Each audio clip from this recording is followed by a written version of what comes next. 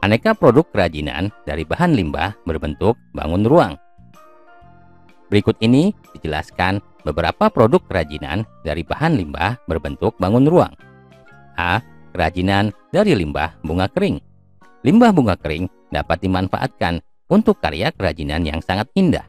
Produk karya kerajinan dari limbah bunga kering antara lain bunga hias, hiasan buku, hiasan dinding, dan lain-lain. B. Kerajinan dari limbah tempurung kelapa. Tempurung kelapa biasa disebut juga dengan batok. Batok biasanya banyak terdapat pada daerah pesisir pantai yang banyak ditumbuhi pohon nyiur atau pohon kelapa. Bahan-bahan yang dibutuhkan untuk membuat kerajinan dari batok kelapa cukup mudah untuk didapatkan, seperti lem kayu, tempurung kelapa, dempul, melamin atau pelitur, amplas, dan cat. Agar terlihat artistik, serat dari tempurung kelapa harus ditonjolkan. Pada bagian serat itulah terdapat nilai seni yang berkualitas. Berikut contoh produk kerajinan dari limbah tempurung kelapa. C. Kerajinan dari limbah kayu. Limbah kayu ternyata dapat dimanfaatkan untuk bahan kerajinan yang bermutu. Semua ini dibuktikan dengan semakin banyaknya produk-produk aneka kerajinan dari limbah kayu. D. Kerajinan dari limbah akar bambu. Limbah akar bambu biasanya hanya dibakar. Namun, bagi orang yang kreatif, limbah tersebut dapat dimanfaatkan sebagai barang seni yang sangat indah. Berikut contoh kerajinan dari akar bambu. E. Kerajinan dari limbah tulang ikan. Limbah tulang ikan dapat dibuat menjadi kerajinan yang unik. Kerajinan dari tulang ikan ini banyak dikembangkan oleh pengrajin ubud di Bali. Ragam kerajinan tangan dari bahan tulang ikan sangat bervariasi, seperti perhiasan gelang dan kalung atau miniatur. Cara memasarkan kerajinan ini antara lain dengan memamerkannya di art shop sekitar tempat wisata. Berikut contoh kerajinan dari limbah tulang ikan. F. Kerajinan dari limbah kulit kerang. Limbah kulit kerang atau cangkang kerang dapat dibuat kerajinan yang indah dan unik. Kulit kerang yang berukuran kecil dan pipih dapat dibuat sebagai pelapis tempat sabun, penghias frame foto atau cermin, kap lampu, kotak perhiasan, aneka lampu, dan sebagainya. Sedangkan kerang-kerang yang berukuran sedang dapat dijadikan sebagai tirai, replika hewan, bunga, miniatur bangunan, dan masih banyak lagi. G. Kerajinan dari limbah botol plastik. Limbah botol air mineral bagi kebanyakan orang dianggap sebagai sampah yang kurang bermanfaat. Botol plastik bekas bisa kita jadikan sebagai souvenir yang cantik dan berkualitas. Di samping untuk menjaga kebersihan lingkungan, pemanfaatan limbah botol plastik dapat memberikan penghasilan tambahan. Berikut contoh kerajinan dari limbah botol mineral. H. Kerajinan dari limbah styrofoam atau gabus. Styrofoam atau gabus sudah tidak asing lagi bagi kita, karena hampir semua orang pernah menggunakan atau pernah melihatnya. Pemakaian styrofoam banyak sekali digunakan masyarakat kita di berbagai bidang dan kalangan. Bagi para penjual makanan, biasanya sebagai pembungkus makanan. Styrofoam juga banyak dipakai dalam produk-produk elektronik sebagai casing, kabinet, dan komponen-komponen lainnya untuk pelindung pengepakan. Styrofoam merupakan limbah anorganik yang sulit hancur oleh tanah. Bila ditinjau dari faktor alam atau lingkungan, styrofoam berbahaya karena bila sampahnya terus menumpuk dan tidak ada upaya mendaur ulang, maka akan dapat menimbulkan timbunan sampah yang sulit diurai. Sampah styrofoam ini sebenarnya dapat dimanfaatkan untuk kerajinan yang unik dan indah. Misalnya dengan memanfaatkan styrofoam untuk mainan anak-anak, hiasan dinding, pot bunga, dan lain sebagainya. I. Kerajinan dari limbah karet ban. Limbah karet ban semakin hari semakin banyak dengan bertambahnya kendaraan bermotor. apabila hanya dibuang dan dibakar, tentunya akan mengotori lingkungan.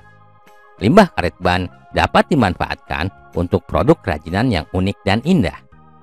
Produk kerajinan dari limbah ban bekas dapat dibuat menjadi kursi, meja, dan beberapa furnitur lainnya. J. Kerajinan dari limbah kaleng. Limbah kaleng merupakan sampah dari produk minuman dan beberapa makanan yang diawetkan. Contohnya minuman penyegar, manisan buah, daging kornet, dan sebagainya. Kaleng biasanya banyak terdapat pada daerah perkotaan. Pengolahan limbah kaleng memang tidak semudah yang dibayangkan. Dalam membentuk kaleng jadi produk yang diinginkan, dapat digunakan gunting seng. Bahan-bahan yang dibutuhkan untuk membuat kerajinan dari limbah kaleng cukup mudah untuk didapatkan di lingkungan sekitar. Berikut contoh kerajinan dari limbah kaleng. K. Kerajinan dari limbah botol kaca. Limbah botol kaca merupakan salah satu limbah rumah tangga. Jika diperhatikan, botol kaca memiliki warna-warni yang beragam, seperti berwarna hijau, coklat, biru, kuning, atau merah. Botol kaca bekas jika dijual ke penadah hanya dapat menghasilkan beberapa ribu rupiah saja. Tetapi jika diolah dengan teknologi tinggi seperti pemanasan, botol kaca ini akan berubah menjadi batu-batu cantik yang berkilau dan dapat dibuat menjadi berbagai aksesoris atau hiasan lainnya. Selain untuk aksesoris batu-batu indah dari kaca ini, dapat pula dijadikan manik-manik yang digunakan sebagai penghias benda seperti tas, sandal, buku, guci, kap lampu, dan sebagainya. Berikut contoh kerajinan dari limbah botol kaca. L. Kerajinan dari limbah logam. Limbah logam yang berbahaya ternyata dapat dimanfaatkan untuk produk kerajinan. Berbagai limbah logam dapat dimanfaatkan menjadi berbagai mainan miniatur. Contohnya miniatur kapal laut, sepeda motor, mobil, robot, hewan atau manusia, dan lain-lain. 2. Manfaat kerajinan dari bahan limbah berbentuk bangun ruang. A. Manfaat produk kerajinan sebagai benda pakai. Produk kerajinan yang diciptakan mengutamakan fungsinya, adapun unsur keindahan hanyalah sebagai pendukung. Berikut contoh kerajinan dari bahan limbah berbentuk bangun ruang sebagai benda pakai. B. Manfaat produk kerajinan sebagai benda hias. Produk kerajinan yang dibuat sebagai benda pajangan atau hiasan, jenis ini lebih menonjolkan aspek keindahan daripada aspek kegunaan atau segi fungsinya.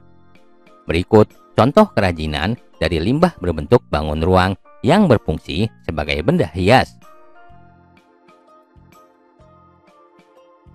Potensi kerajinan dari bahan limbah berbentuk bangun ruang. Masing-masing daerah memiliki ciri khas kerajinan yang menjadi unggulan daerahnya. Hal ini tentu dikarenakan sumber daya dari masing-masing daerah berbeda-beda. Di bawah ini merupakan contoh hasil limbah berbentuk bangun ruang yang dapat dimanfaatkan untuk kerajinan. Dilihat dari kondisi wilayahnya. A. Daerah pesisir pantai atau laut. Limbah berbentuk bangun ruang yang banyak tersedia adalah cangkang kerang laut, tulang ikan, tempurung kelapa, sabut kelapa, dan lain sebagainya. B. Daerah pegunungan. Limbah berbentuk bangun ruang yang banyak dihasilkan di daerah ini adalah biji-bijian kering, buah-buahan kering, kulit durian, dan lain sebagainya. C. Daerah pertanian.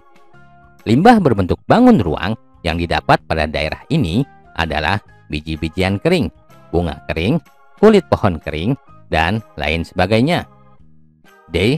Daerah perkotaan. Limbah berbentuk bangun ruang yang dihasilkan di daerah perkotaan biasanya kulit kacang, kulit telur, kemasan plastik, botol kaca, kemasan kaleng, dan lain sebagainya. Perencanaan produksi kerajinan dari bahan limbah berbentuk bangun ruang. Perencanaan produksi kerajinan umumnya lebih menitik beratkan pada nilai-nilai keunikan dan estetika. Sementara dalam pemenuhan fungsinya lebih menekankan pada pemenuhan fungsi pakai yang lebih bersifat fisik. Misalnya benda-benda pakai, perhiasan, furnitur, sandang, dan sebagainya. Beberapa persyaratan dalam perencanaan produksi kerajinan dari bahan limbah berbentuk bangun ruang. A. Menentukan bahan atau material produksi kerajinan. Pemilihan bahan atau material dalam pembuatan karya kerajinan sangat penting karena material akan mendukung nilai bentuk, kenyamanan terutama dalam menggunakan benda terapan dan juga akan mempengaruhi kualitas dari barang tersebut. B. Menentukan teknik produksi. Beberapa jenis kerajinan memiliki alat dan keterampilan khusus untuk mewujudkannya. Teknik produksi kerajinan disesuaikan dengan bahan, alat, dan cara yang digunakan. Dalam pelaksanaan pembuatan produk-produk kerajinan yang menggunakan bahan limbah berbentuk bangun ruang dapat dilakukan dengan 1. Teknik pahat, 2. Teknik ukir, 3. Teknik konstruksi atau sambungan, 4. Teknik raut, 5. Teknik bubut, dan sebagainya. Sedangkan teknik yang digunakan dalam pembuatan barang-barang kerajinan dengan menggunakan bahan limbah berbentuk bangun ruang dapat dilakukan dengan 1. Teknik pahat, 2. Teknik cetak, 3. Teknik ukir, 4. Teknik kolase, dan sebagainya. Alat dan bahan yang dibutuhkan dalam memproduksi kerajinan dari bahan limbah berbentuk bangun ruang. Beberapa karya kerajinan memiliki peralatan khusus yang tidak dipergunakan pada jenis karya lainnya, tetapi ada juga alat atau bahan yang dipergunakan hampir di semua proses berkarya kerajinan. Alat-alat tulis gambar misalnya adalah peralatan yang digunakan dalam proses pembuatan hampir seluruh jenis karya kerajinan, terutama saat membuat rancangan karya kerajinan tersebut. Bahan berkarya kerajinan adalah material habis pakai yang digunakan untuk mewujudkan karya kerajinan tersebut. Ada bahan yang berfungsi sebagai bahan utama dan ada pula sebagai bahan penunjang. Ketika membuat karya-karya kerajinan hiasan dari bahan limbah botol bekas, maka botol bekas sebagai bahan utamanya, serta cat dan lem sebagai bahan penunjang. Bahan untuk berkarya kerajinan dari bahan bekas dapat dikategorikan menjadi bahan alami dan bahan sintetis. Bahan baku alami adalah material yang bahan dasarnya berasal dari alam. Bahan-bahan ini dapat digunakan secara langsung tanpa proses pengolahan terlebih dahulu. Bahan baku olahan adalah bahan-bahan alam yang telah diolah melalui proses industri tertentu menjadi bahan baru yang memiliki sifat dan berkarakter khusus. Proses produksi kerajinan dari bahan limbah berbentuk bangun ruang. Berikut ini akan dibahas proses produksi kerajinan dari bahan limbah berbentuk bangun ruang, yaitu pembuatan kerajinan lampu hias dari limbah botol minuman. Proses pembuatan karya kerajinan lampu hias dari limbah botol minuman plastik berikut ini merupakan alternatif dalam berkarya kerajinan dari bahan limbah berbentuk bangun ruang. Kalian diharapkan mencari alternatif lain disesuaikan dengan aneka ragam limbah yang ada di daerahmu. A. Alat pendukung. Jenis dan fungsi peralatan untuk pembuatan karya kerajinan lampu hias dari limbah botol minuman adalah pensil, ballpoint, spidol, lem tembak listrik, cutter dan gunting, penggaris, meteran. B. Perancangan produk. Buatlah rancangan karya kerajinan yang akan dibuat dengan melihat terlebih dahulu bentuk limbah botol minuman yang akan dikreasikan. Rancangan dibuat di atas kertas dengan menggunakan ballpoint atau spidol. C. Keselamatan kerja. Keselamatan kerja merupakan sikap pada saat kita bekerja. Hal ini berhubungan dengan cara memperlakukan alat dan bahan kerja, serta bagaimana mengatur alat dan benda kerja yang baik dan aman. Jangan lupa setelah proses pekerjaan selesai, bersihkan semua peralatan dan simpan pada tempat semestinya. Pastikan ruang kerja supaya tetap bersih, rapi, dan sehat. D. Membuat pola dan memotong botol minuman bagian atas. Proses pembuatan pola dapat dibantu dengan gelas atau benda lain, dan pemotongan dapat dilakukan dengan menggunakan cutter. E. Membuat pola dan menggunting botol minuman bagian atas.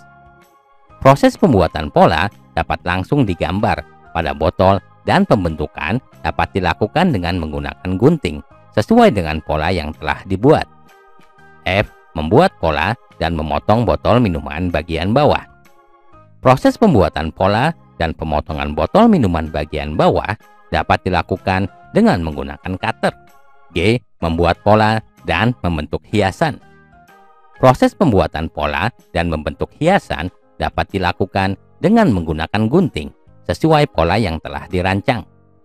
H. Membentuk hiasan lampu bagian atas.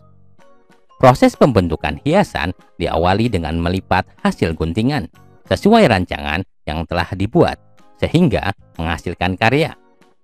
I. Membuat pola dan memotong botol minuman kecil. Proses pembuatan pola dan pemotongan botol minuman dapat dilakukan dengan menggunakan cutter. J. Membuat pola dan motif hiasan pada limbah tempat CD. Proses pembuatan pola dan motif dapat dilakukan dengan menggunakan cetakan untuk diblat. K. Membuat hiasan pada limbah tempat CD. Proses pembuatan hiasan dapat dilakukan dengan menggunting pada pola yang telah dibuat. L. Membuat lubang pada tempat CD dan botol minuman. Proses pembuatan lubang pada limbah tempat CD dan bagian bawah tempat minuman dapat dikerjakan dengan menggunting pada pola yang telah dibuat. M. Mengelem botol kecil dan tempat CD. Setelah proses pelubangan sudah dilakukan, langkah selanjutnya adalah mengelem dua bagian tersebut dengan lem tembak atau lem plastik lainnya. N. Mengelem tempat lampu dan pemasangan lampu.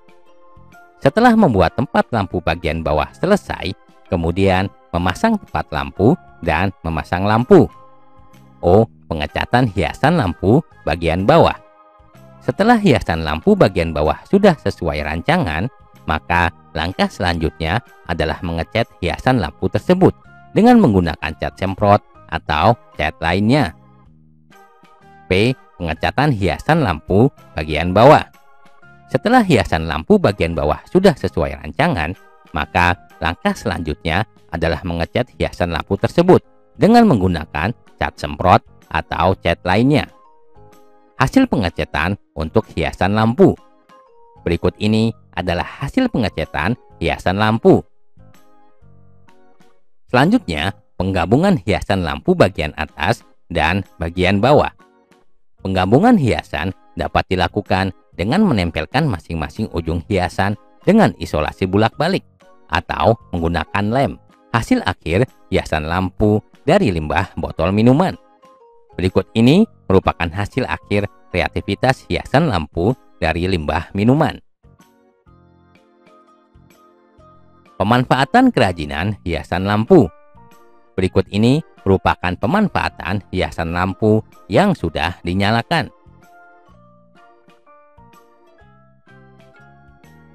Pengemasan produk kerajinan dari bahan limbah berbentuk bangun ruang. Pengemasan merupakan sistem yang terkoordinasi untuk menyiapkan barang menjadi siap untuk ditransportasikan, didistribusikan, disimpan, dijual, dan dipakai. Adanya wadah atau pembungkus dapat membantu mencegah atau mengurangi kerusakan, melindungi produk yang ada di dalamnya, melindungi dari bahaya pencemaran, serta gangguan fisik seperti gesekan, benturan, ataupun getaran. Di samping itu, pengemasan berfungsi untuk menempatkan suatu hasil pengolahan atau produk industri agar mempunyai bentuk-bentuk yang memudahkan dalam penyimpanan, pengangkutan, dan distribusi. Dari segi promosi, wadah atau pembungkus berfungsi sebagai perangsang atau daya tarik pembeli. Karena itu, bentuk, warna, dan dekorasi dari kemasan perlu diperhatikan dalam perencanaannya. Ada beberapa hal yang harus diperhatikan dalam perancangan kemasan, antara lain Pertama, kemasan harus menarik. Kalau kemasan tidak atau kurang menarik, maka ia akan kehilangan fungsinya.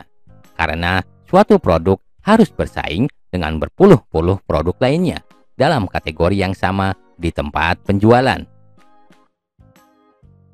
Salah satu cara adalah dengan penggunaan warna yang cermat, karena konsumen melihat warna jauh lebih cepat daripada melihat bentuk ataupun rupa. Dan warnalah yang pertama kali terlihat bila produk berada di tempat penjualan. Warna yang terang akan lebih terlihat dari jarak jauh karena memiliki daya tarik dan dampak yang lebih besar. Kedua, konten atau isi kemasan harus dapat memberikan informasi dan daya tarik tentang barang yang dikemas.